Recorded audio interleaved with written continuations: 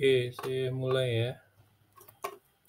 Jadi hari ini pembahasannya tentang ini ya, mekanika bangunan, tapi babnya itu tentang sistem selubung bangunan gitu ya. Kemarin kita udah intermezzo dulu ya, summary dulu tentang apa itu sistem selubung, terus apa aja nanti yang kita pelajari selama 1 semester gitu ya.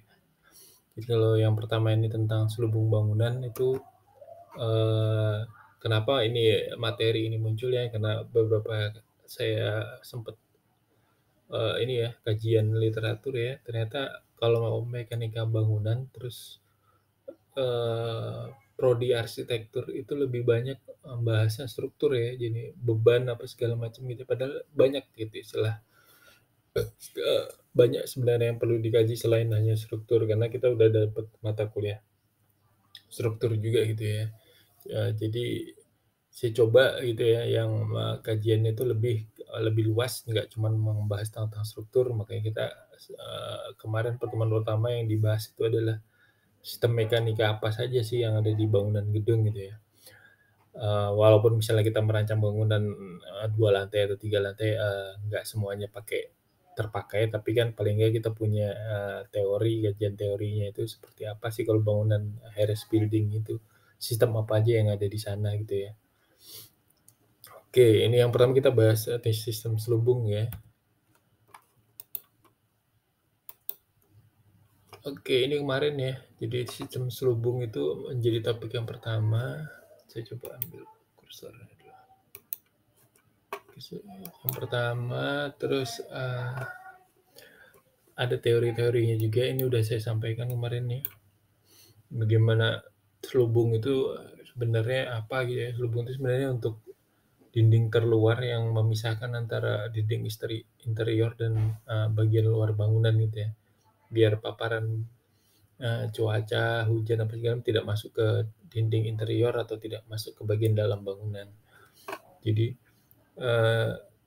sebenarnya dia fungsinya apa aja gitu ya? Apakah cuma untuk mengurangi panas matahari atau cuman agar tidak kehujanan atau menghindari kebisingan segala macam gitu ya? Sebenarnya ada teori yang mengajarkan kenapa selubung bangunan itu penting gitu ya. Kalau secara konvensional kan cuma kasih bata gitu aja gitu ya. Tapi ada kalau bangunan high rise building kan dia uh, radiasi mataharinya itu tinggi gitu ya. Jadi dia paparannya tinggi, apalagi bentuk arah mata anginnya juga berpengaruh gitu ya. Jadi ada sistem gitu yang sistem mekanika yang disiapkan untuk mengurangi paparan radiasi matahari pada bangunan yang tinggi gitu ya. Jadi kadang ada solusinya banyak, kadang itu ada bentuk gitu ya dalam seperti ini dia desain-desain yang adaptasi terhadap radiasi matahari. Ada juga yang tidak melakukan olah pada bentuk gitu ya, dia hanya melakukan finishing pada bangunan, terus sistem mekanik selubungnya seperti apa. Nah, dia menggunakan teknologi gitu ya, teknologi dari material-material kaca yang digunakan gitu ya. Sekarang kan kalau kalian baca katalog-katalog kayak buku kaca itu udah canggih ya, jadi udah bisa mengurangi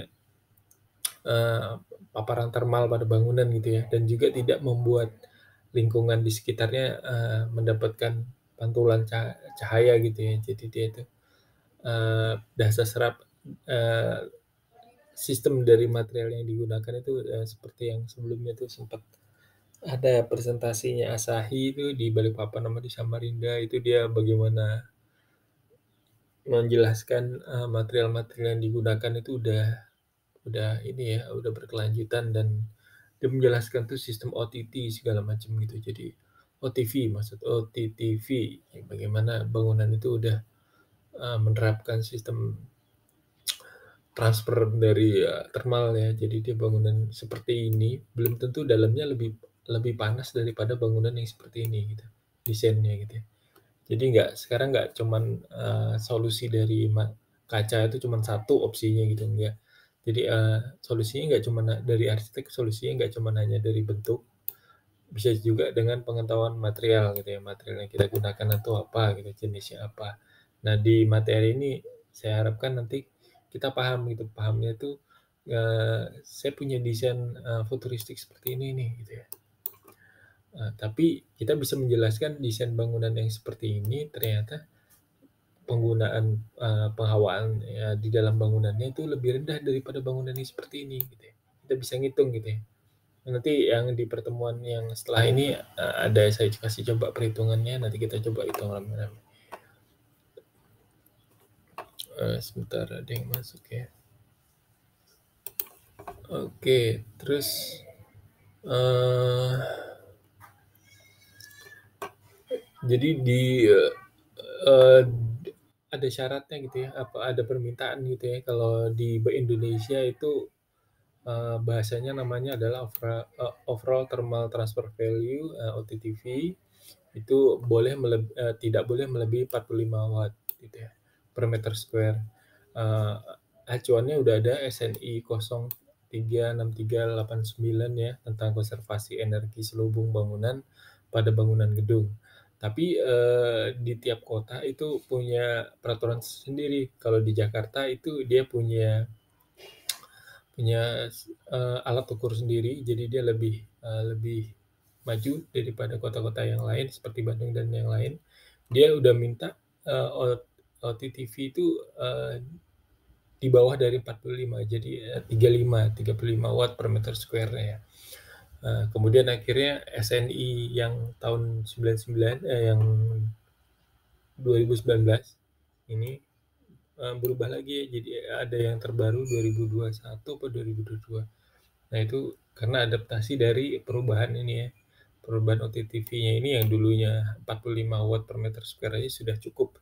Ternyata karena, teknologi dari material fasad itu udah berubah, kaca-kaca misalnya seperti ini udah adaptif, terus material alokubon apa segala macamnya itu udah lebih, eee, rendah universal value-nya, akhirnya nilai dari OTTV-nya direndahin jadi 35 gitu ya. Nanti untuk yang baru masuk yang nggak kelihatan slide-nya ngomong ya, takutnya nanti yang baru masuk slide-nya nggak kelihatan. Oke, itu tadi ya, jadi yang di slide ini kita simpulkan, OTTV itu adalah selubung bangunan yang memisahkan luar dan dalam. Terus ya sekarang, ada opsinya gitu ya, jadi ada permintaan standar untuk overall OTTV namanya. Jadi harus 45 atau 35 ya di kota-kota tertentu. Oke, OTTV itu apa sih gitu ya? OTTV itu adalah harga atau overall thermal value suatu permukaan bangunan. Jadi, OTTV itu seperti perhitungan gitu ya, perhitungan yang harus disiapkan seorang arsitek gitu ya. Jadi arsitek itu mempersiapkan perhitungan juga, nggak cuman bangunannya didesain gini-gini habis itu selesai gitu ya. Dia harus memikirkan juga OTTV sekarang. Jadi OTTV itu kalau kita mengurus perizinan bangunan di Bandung, yang sudah itu Bandung, Semarang, sama Jakarta. Oke, nanti kalau kalian lulus mungkin beberapa kota besar di Indonesia, Surabaya, mungkin Balikpapan udah mulai minta gitu ya, OTTV-nya berapa nih? Harus dibuatkan perhitungannya gitu. Nah, kalian paling nggak pas kuliah dapat sampel perhitungannya seperti apa dan teori OTTV itu seperti apa. Jadi OTTV itu perhitungan ya. Jadi kalau di perhitungan transfer thermal itu transfer panas pada bangunan gitu. Bahasa bakunya seperti itu. Jadi kalau ini secara teori dia adalah suatu metode perhitungan yang dilakukan untuk menentukan secara teoritis besarnya beban panas yang akan masuk melalui suatu konstruksi permukaan bangunan gitu ya. Tapi ini, OTTV ini dihitung hanya bangunan yang tertutup ya, misalnya itu full tertutup, terus dia, menggunakan perangkat, pendingin AC gitu ya. Jadi itu full dalam satu gedung itu pakai AC semua gitu ya. Jadi, nah dari unit, space yang menggunakan AC itulah yang dihitung gitu ya. Jadi bagaimana kalau OTTV ini ternyata dihitung dia lebih rendah karena udah menerapkan prinsip desainnya OTTV dan penggunaan AC-nya jadi nggak begitu banyak gitu, nggak begitu tinggi gitu ya. Walaupun bangunannya itu tertutup, terus menggunakan kaca semua gitu ya. Itu yang pertama teori tentang OTTV. Terus yang kedua adalah Ada kesepakatan negara ASEAN gitu ya, Singapura, Malaysia, ya Thailand, dianggap cukup baik untuk mengontrol OTTV gitu ya. Oh ya, dari dulunya itu adalah 45 per meter per square, kemudian, diturunkan lagi ini atas kesepakatan negara-negara yang ada di sekitar kita ya, dan sekarang udah mulai diterapkan di Jakarta ya. Jadi sekarang Jakarta udah mulai 35 sampai 45 gitu ya bangunannya. Oke, ini salah satu ini ya, potensi penghematan energi melalui selubung bangunan. Jadi, eee, untuk perkantoran, retail, atau hotel, rumah sakit itu, eee, banyak variabel yang bisa diterapkan gitu ya untuk menurunkan, penghematan energi melalui selubung bangunan gitu ya. Bagaimana, selubung bangunan itu bisa mengurangi penggunaan AC atau mengurangi panas di dalam bangunan gitu. Itu ada variabelnya dan ada nilainya ya, persentasenya gitu ya.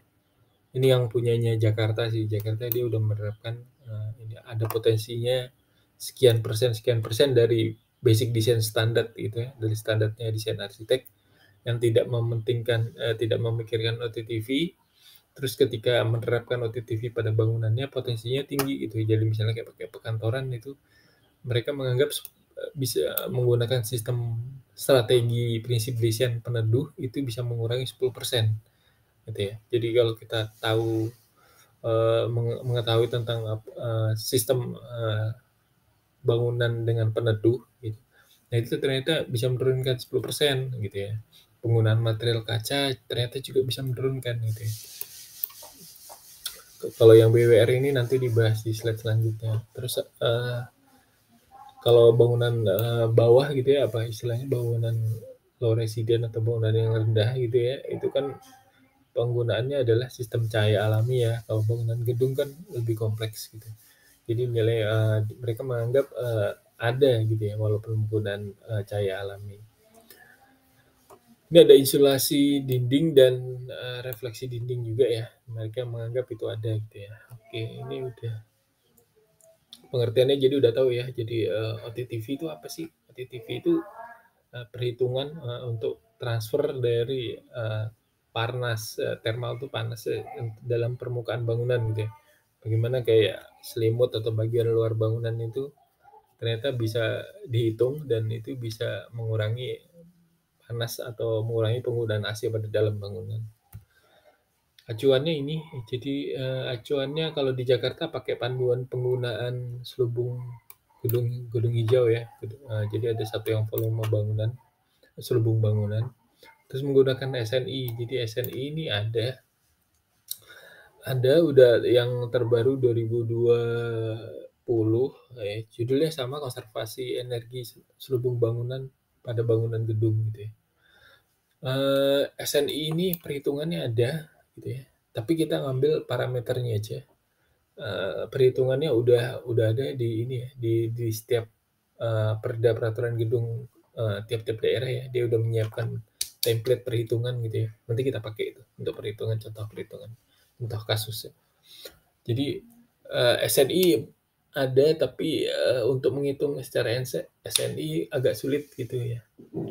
Agak, perlu perbandingan segala macam, jadi kita pakai yang sudah ada, template yang udah ada dan disesuaikan untuk kalau misalnya Bandung nanti download yang versi, Bandung gitu ya, lokasi bangunannya di Bandung gitu ya. Kalau yang lokasi bangunannya ada di Jakarta, download yang punya, template-nya yang Jakarta gitu ya.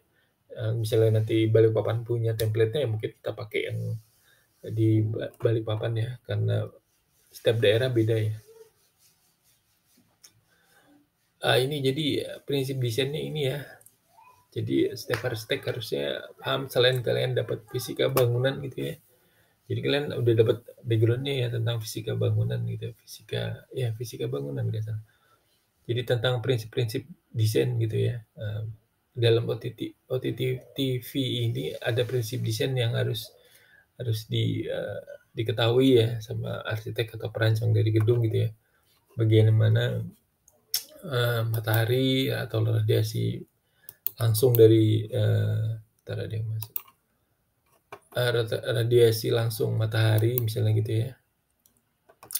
itu masuk gitu ya, ketika bangunan ini ada, bukaan itu dan itu tertutup mati gitu ya, otomatis ada radiasi gelombang panas nih masuk ke dalam bangunan gitu ya, melalui dinding, ini pasti dindingnya juga panas gitu ya, dan kacanya juga pasti panas gitu ya.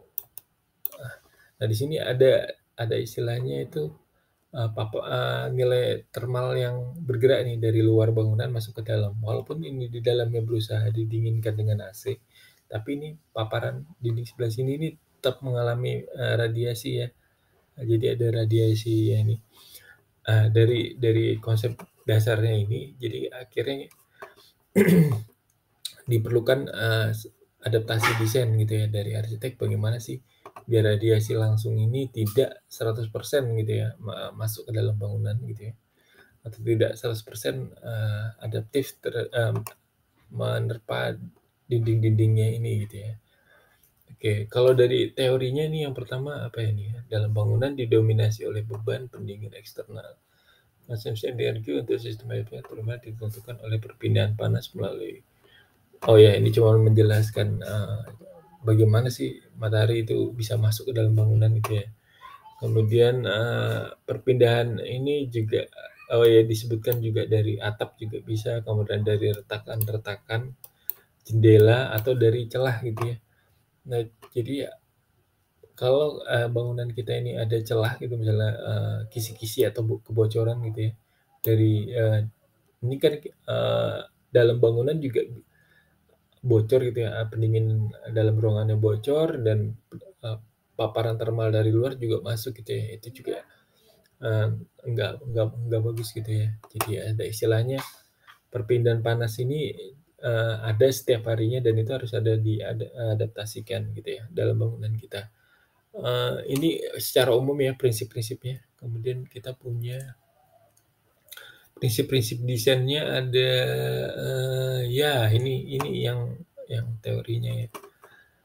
Merancang bentuk atau orientasi bangunan untuk minimalisir paparan selubung bangunan dari radiasi matahari pada timur dan barat, gitu ya. Jadi ini utara bisa di sisi sebelah sini ya, ini ketutup lagi. Jadi ada pergerakan matahari seperti ini gitu ya, dari barat ke timur ya. Otomatis paparan, bangunan yang sisi sebelah sini akan lebih tinggi ya, sama sebelah sana ini juga lebih tinggi daripada yang sisi utara dan selatan gitu ya. Nah ini yang misalnya, setnya bisa diolah gitu ya, diolah seperti ini gitu ya, posisi bangunannya seperti ini gitu, itu nggak masalah gitu, maksudnya lahannya cukup lah untuk, merotasi bangunan atau merubah posisi bangunan itu sisi yang paling lebar tidak menghadap ke arah pergerakan matahari barat dan timur. Tapi kalau lahannya tidak bisa gitu ya, dia harus, serta-merta menghadap matahari. Nah, disitulah skill arsiteknya itu harus, jalan tuh bagaimana arsitek bisa menjawab, eee permasalahan, set dan bentuk bangunan gitu ya. Jadi di sini secara teori dia pertama harus meminimalkan paparan selubungnya dari arah radiasi matahari, itu yang pertama. Terus yang kedua adalah mengurangi transmisi panas melalui jendela dengan mengurangi luas jendela, menyediakan peneduh eksternal yang dirancang secara tepat dan memilih material kaca yang dengan nilai SHGC-nya rendah gitu ya. Nah ini kalau peneduh eksternal nanti ada di slide selanjutnya, kemudian pemilihan material juga ada bagaimana sih material kaca, kalau memang jelek-jeleknya harus menggunakan kaca gitu. Kaca yang seperti apa gitu ya, yang nilai, solar heat-nya itu rendah gitu ya, jadi yang mataharinya tembusnya itu rendah gitu ya. Nah itu nanti bisa dilihatnya di mana, bisa lihatnya dari manufakturnya ya. Manufaktur itu, punya tuh nilai heat itu berapa, nilai solar heat tembusnya itu berapa ya gitu.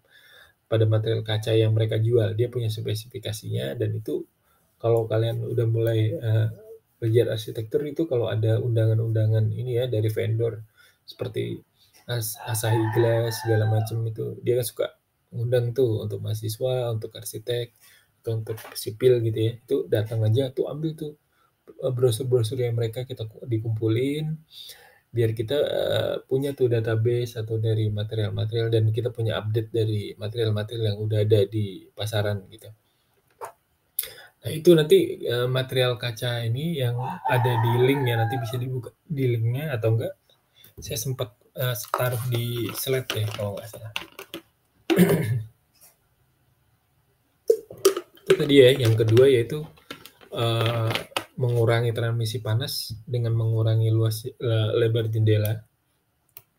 Kalau lebar jendelanya nggak bisa dikurangi, gitu, nggak bisa dikecilin, berarti menyediakan peneduh eksternal gitu ya. Kalau memang nggak opsi peneduh eksternal ini nggak bisa, berarti otomatis material kacanya menggunakan solar heat yang paling rendah gitu ya, koefisien solar heat yang paling rendah. Kemudian kita dapat 3 ya, ini dari ini prinsip desainnya udah dapat 3 gitu ya. Kemudian yang ketiga juga mengurangi transmisi panas melalui dinding dengan menggunakan insulasi yang memadai. Insulasi ini maksudnya ini ya dari dinding luar, kemudian ada dinding dalam gitu ya. Kalau kita pakai kaca, itu kaca full kaca, itu ternyata di dalam interiornya itu ada lagi dinding interior gitu ya, terpisah dari dinding kaca fullnya ini. Nah, antara kaca luar dan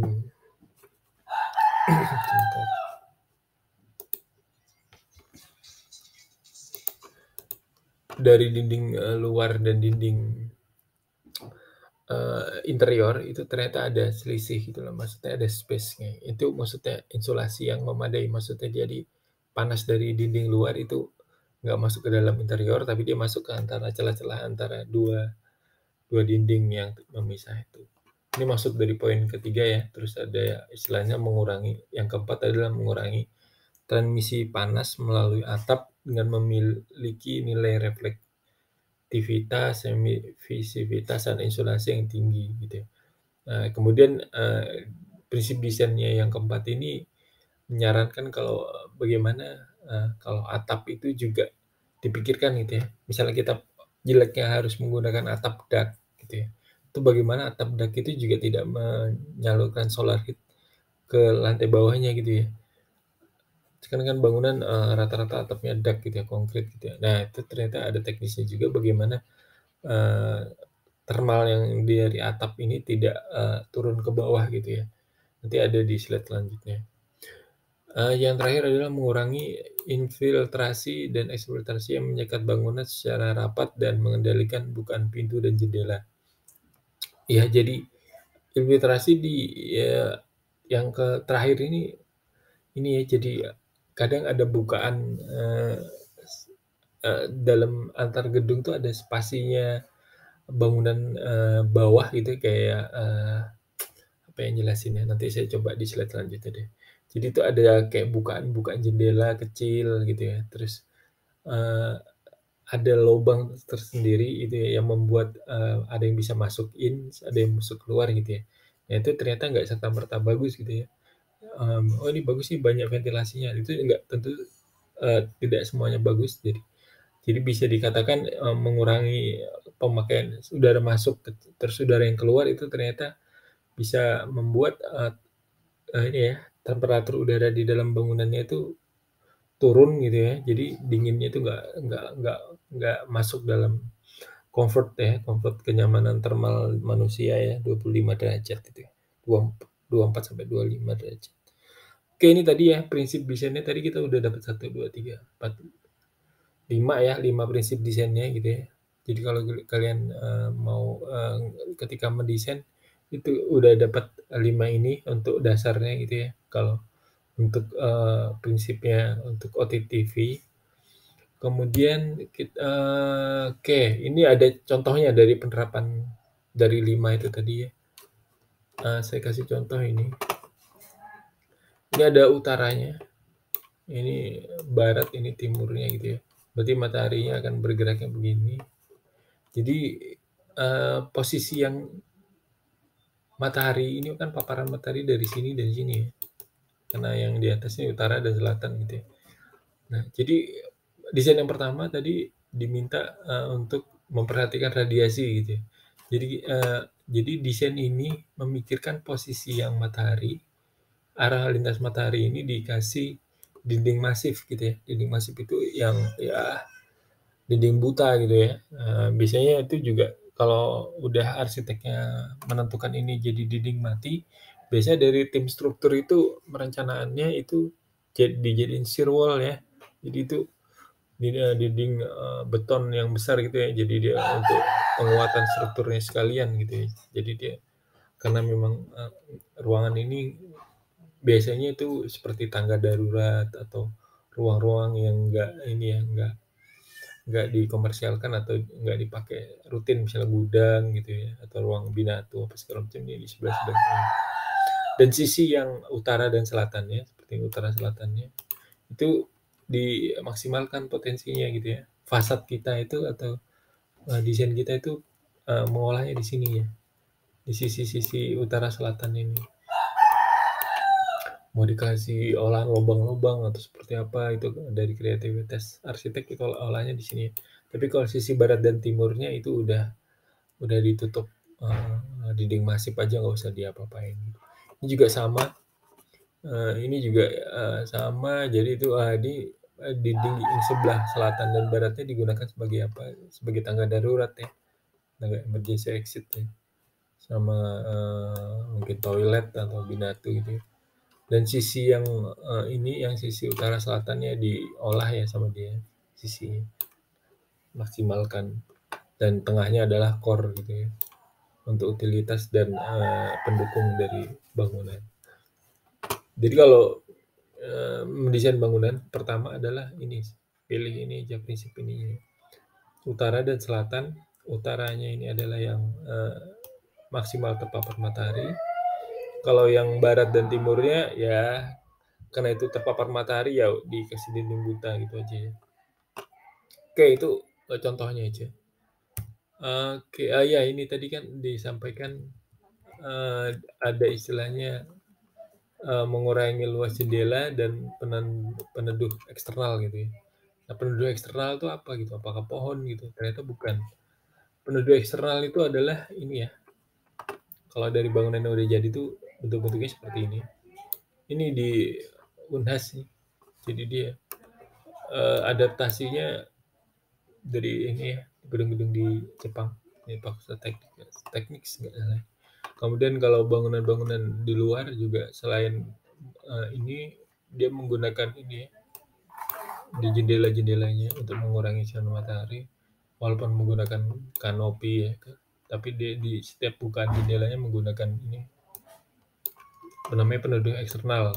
Ini yang dimaksud dengan peneduh eksternal. Nah, peneduh eksternal ini nanti dihitung gitu ya. Jadi berapa banyak jendela yang menggunakan peneduh eksternal, berapa banyak yang tidak menggunakan peneduh eksternal gitu. Dan berapa ini lebar ini berpengaruh gitu ya. Berapa lebar dari peneduhnya ini juga berpengaruh. Dan kemudian berapa derajat gitu miringnya gitu ya. Misalnya ini gitu, contohnya ini ya, di sebelah kanannya. Ini ada jendela, terus dia ada peneduh eksternal, kanopinya gitu ya. Nah, jadi setiap desain itu berbeda ya, ada anunya. Jadi yang diminta nanti itu dihitung ini berapa jaraknya ini, lebarnya berapa, penampangnya itu berapa. Nah itu nanti kita bisa ngitung tuh berapa matahari yang masuk ke dalam jendela gitu, dan berapa thermal yang terpengaruh dengan banyaknya jendela yang memiliki peneduh eksternal, dan berapa jendela yang tidak memiliki peneduh eksternal, dia berapa paparannya gitu. Jadi kalau di perhitungan kalkulasi itu ada 3 ya. Jadi yang pertama itu model horizontal, ini horizontal gini, terus ada yang vertikal, yang terakhir itu seperti apa ya? Yang terakhir itu bertrap nggak salah. Jadi seperti ini nih. Dia ada 2 kanopi dalam satu bukaan jendela. Itu ya. Jadi kebayang ya, jadi peneduh eksternal itu adalah ini gitu yang dimaksud gitu ya. bukan peneduh eksternal itu pohon atau dinding masif yang ada di luar bangunan, bukan ya. Jadi ini ya, kanopi yang dia maksud itu. Kalau teorinya di sini sebutkan peneduh eksternal lebih efektif dalam mengurangi perolehan panas matahari dibandingkan dengan peneduh internal, karena dapat menghalangi radiasi matahari sebelum mencapai selubung bangunan. Oke. Peneduh eksternal perlu dirancang secara hati-hati agar tidak hanya untuk mengurangi beban pendinginan, tapi juga menciptakan arsitektur yang estetis dan tetap memperhitungkan kinerja pencahayaan alami. Nah, gitu ya. Jadi secara teori peneduh eksternal ini tidak merusak dari bangunannya, bentuk bangunan gitu ya. Malah kalau arsiteknya kreatif, dia malah bisa membuat menarik bangunan estetiknya itu lebih menarik gitu ya. Lebih bagus gitu daripada tanpa peneduh eksternal. Itu tentang kreativitas saja. Jadi kalian nanti tahu istilah peneduh eksternal itu apa, dan sebenarnya peneduh eksternal itu nggak merusak gitu ya, masih bisa diolah seperti ini gitu ya. Oke, ini itu tentang peneduh eksternal ya. Kalau mau ada yang tanya langsung spot aja, bertanya gitu ya. Oh, ini ada yang internal ya, setelah ada eksternal ada yang internal gitu ya. Internal itu apa gitu ya. Internal itu kalau teorinya nyebutin penduduk internal itu adalah tirai gorden menahan radiasi setelah melewati jendela kaca dan mencegah terjadinya radiasi. Oke. Jadi di sini dijelaskan peneduh internal itu gorden gitu ya. Jadi buffering yang kita pakai untuk penutup jendela gitu ya. Jadi kalau kita punya rumah itu atau mendesain rumah gitu ya, terkadang bangunan itu jendela bukan jendela itu kan nggak ada tuh indikatornya memakai korden yang warna apa, bentuk apa, tipe apa, apakah kain gitu ya, apakah korden yang vertical blind atau horizontal blind gitu ya. Ternyata itu berpengaruh ya model-model itu ya. Kalau di sini disebutkan tanpa peneduh itu total transmisi itu sekian ya.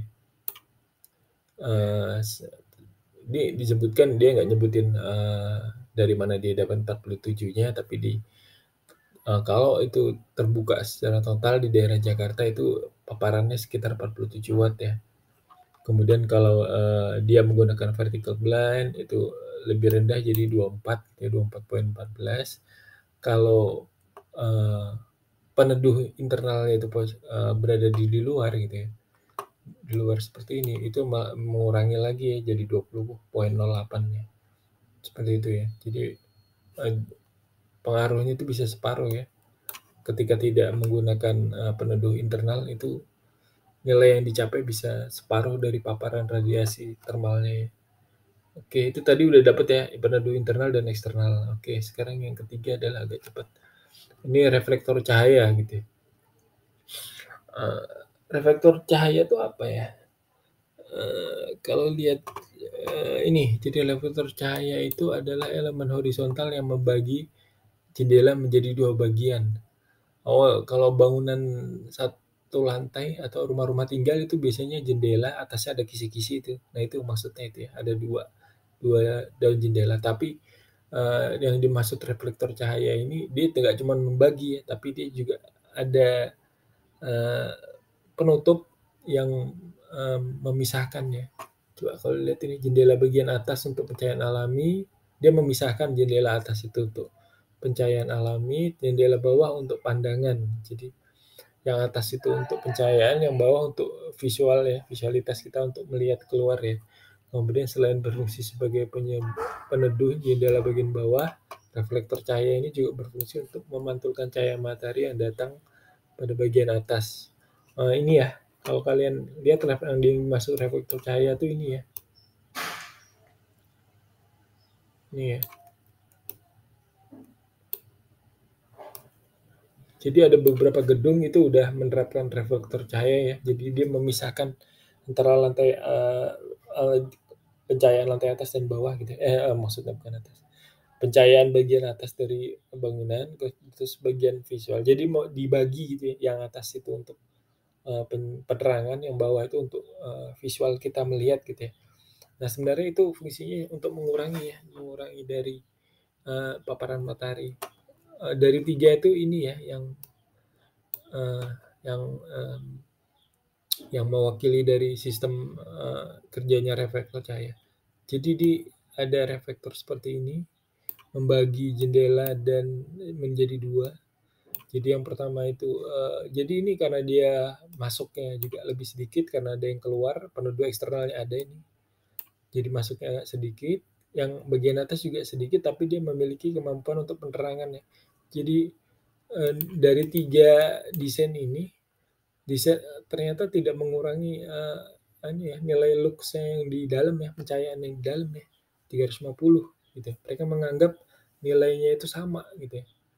Jadi dari kemampuan, misalnya arsitek menyeting-nyeting ini ternyata tetap aja terang gitu ya, nggak membuat bangunan itu menjadi gelap kalau arsiteknya mendesain-desain mengolah bagian luarnya itu dengan sistem seperti ini. Dan, thermal value-nya juga turun ya, kalau kita mau ini. Walaupun nggak serta-merta turun seperti ini, tapi dia, sedikit gitu ya daripada tanpa peneduh ya. Oke, itu tadi ya untuk reflektor. Kemudian dinding. Dinding ini apa yang perlu kita bahas ya, dinding bangunan, umumnya terdiri atas beberapa lapisan material dengan ketebalan dan sifat termal yang berbeda. Konstruksi batu bata, blok beton dengan plesteran di 2 sisi dan aplikasi umum yang diterapkan untuk konstruksi dinding di Indonesia. Oke, itu jadi yang kita kunci di sini adalah, beberapa lapisan dengan ketebalan berbeda, oke. Terus yang kedua adalah konstruksi selubung bangunan lain yang umumnya diterapkan adalah dinding tirai atau curtain wall ya. Ini udah umum sih, dengan panel kaca dan panel masif komposit. Oke, saya jelasin yang pertama. Yang pertama itu, dinding batu bata gitu, dengan dinding, batu bata ringan gitu ya. Terus kemudian dengan kaca, dengan beton, K berapa gitu ya, dengan mutu tinggi berapa, itu ternyata memiliki adaptasi yang berbeda juga terhadap, paparan termal gitu.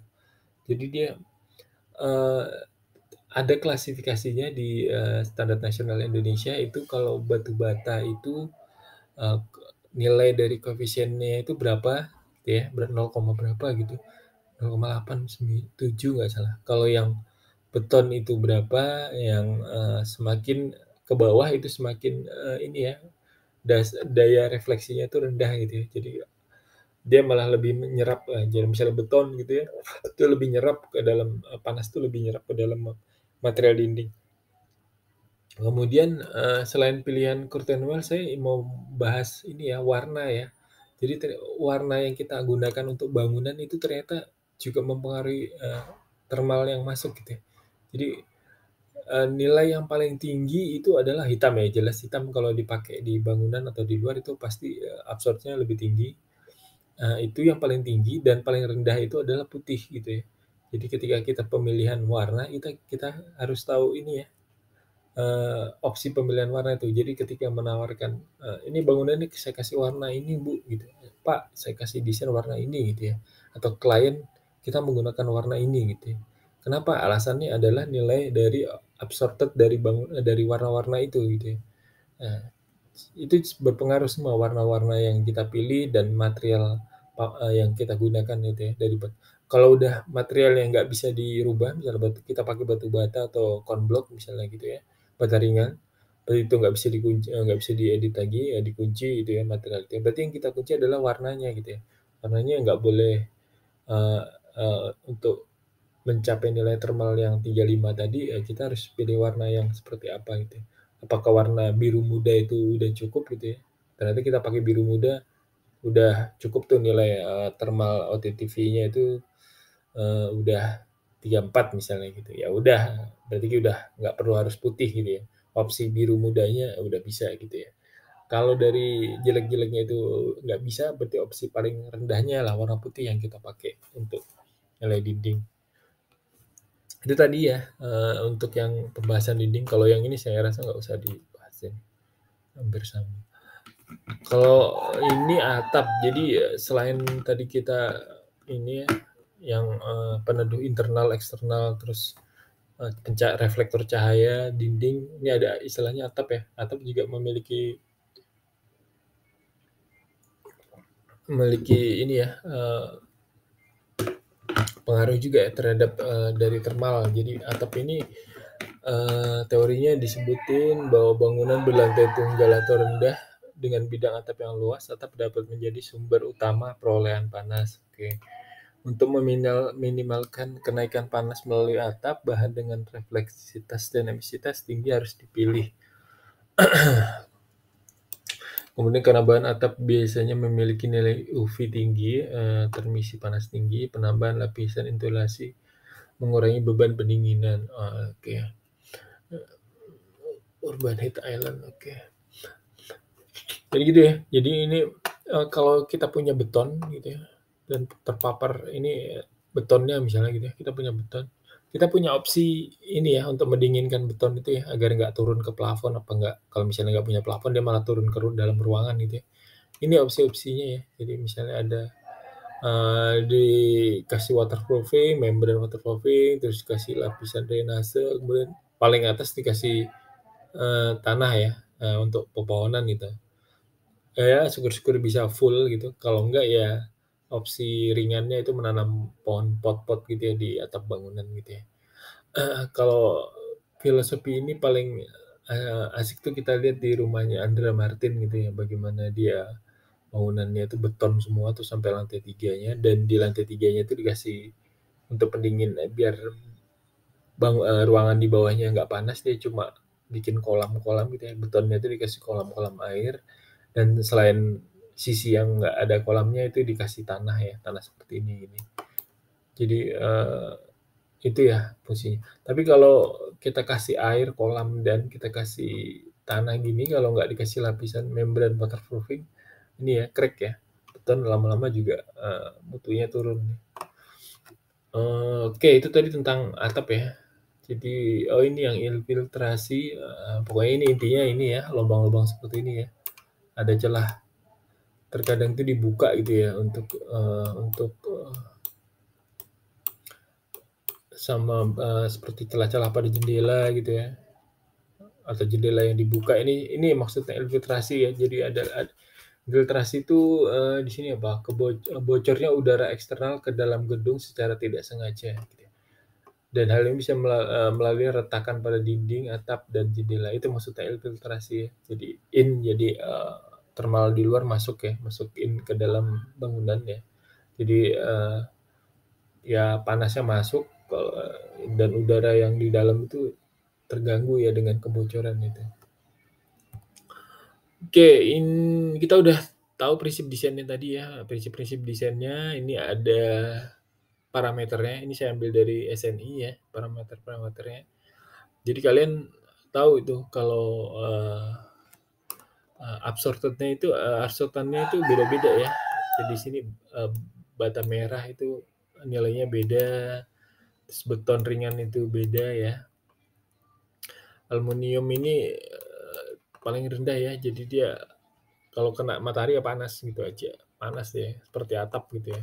Kemudian kalau yang cat, oh ya ini yang warna cat ya. Jadi di SNI disebutkan ada nilai absorptor radiasi matahari untuk cat pendukung dinding ruangan. Jadi kalau paling tinggi nih merah hitam ya, dia menyerap panas ya. Ini juga sama, kalau putih berarti dia reflektor ya. Kalau putih jadi dia mantul gitu ya. Nanti bisa dibuka, dipelajari di SNI, dibaca-baca SNI-nya. Kemudian ya ada nilai bahan bangunannya, kemudian ada rerataan dari matahari gitu ya. Jadi yang itu nggak cuma utara, selatan, barat, timur, tapi kalau orientasi bangunannya itu agak condong ke barat daya atau ini, nah itu variabelnya beda ya. Misalnya sisinya itu nggak lurus dengan utara selatan, berarti misalnya agak condong ke timur laut, ya berarti ya sisi-sisi tenggara, barat daya, barat laut itulah yang dihitung gitu ya. Oke, ini daftar pustakanya ya. Jadi kalian bisa, yang ini kalian bisa download di e-learning gitu ya. Kalau yang standar juga sudah saya carikan, udah ada yang di e-learning gitu ya. Kemudian, ini nanti di-browsing aja, jadi ada contoh gimana sih menghitung thermal value gitu ya. Thermal value pada bangunan ini ya contohnya adalah di Semarang. Kemudian pengaruh material ini saya ambil juga, saya kutip juga tadi. Nah, jadi kalian bisa baca di link ini, bisa diklik di link di e-learning. Kalau yang 2 di atas bisa lihat di ini ya, di e-learning. Oke, sampai sini dulu. Ada yang pertanyaan kira-kira? Atau yang pernah punya pengalaman untuk mendesain?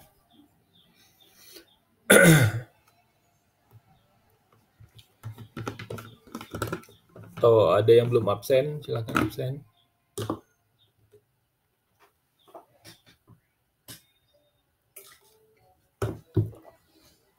Oke, abis ini kita coba ini ya, untuk yang kita jadwalkan pertemuan kedua ya di hari ini. Tapi materinya tuh menghitung OTTV ini ya. Jadi ini materi yang pertama, nanti kalian absen, terus nanti materi yang kedua kalian absen lagi untuk pertemuan keduanya. Oke, jadi nanti kalau untuk membaca parameternya, nanti kalian bisa, kalau nanti ketika ngerjain itu bisa coba nanya-nanya nanti, sama seperti semester lalu, nanya aja. Ambil dari mata parameter-parameternya. Paling nggak kalian udah tahu secara teori dan prinsip-prinsip desain gitu ya. Jadi kalian harus di luar kepala juga ini prinsip-prinsip desainnya gini. Jadi secara diskusi misalnya berdiskusi, kalian harusnya udah di luar udah masuk database kepala lah. Jadi kita ada nanya prinsip desain untuk OTTV, ya bisa jelasin gitu ya, langsung lancar aja jelasinnya. Di sana ada 5 prinsip gitu ya. Bagaimana ada istilah infiltrasi, ada peneduh eksternal, internal, kemudian ada istilahnya refleksi cahaya gitu, refleksi cahaya ya, bagaimana utara selatan juga berpengaruh. Dan acuannya apa gitu udah paham ya, jadi acuannya nanti SNI, nomor ini 6389, terus kalau di Jakarta itu panduannya adalah bangunan gedung hijau, kalau di Bandung juga ada. Saya belum lihat linknya ya. Ambil contoh yang ini aja. Oke, berarti kalau ini nggak ada pertanyaan, kita masuk ke materi yang kedua ya. Kita coba ngitung ya, studi kasus ibaratnya. Jadi kita nanti studi kasus.